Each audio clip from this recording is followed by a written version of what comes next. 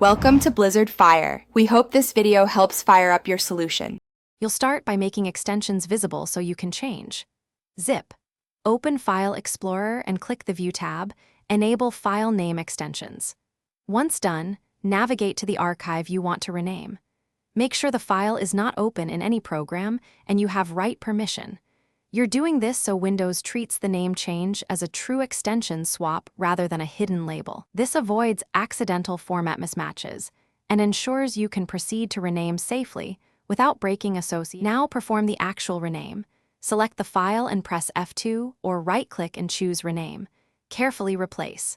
Zip with the desired extension, then press Enter. When Windows prompts that changing an extension might make the file unusable, confirm if you're certain of the new format. You're doing this because the extension tells programs what to expect. Changing it without converting the data may prevent correct opening. If you need format conversion, use a tool instead of just renaming. Finish by verifying the file opens with the intended application.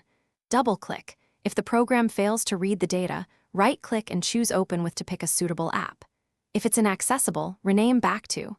Zip to restore original behavior and make sure you didn't overwrite the file type.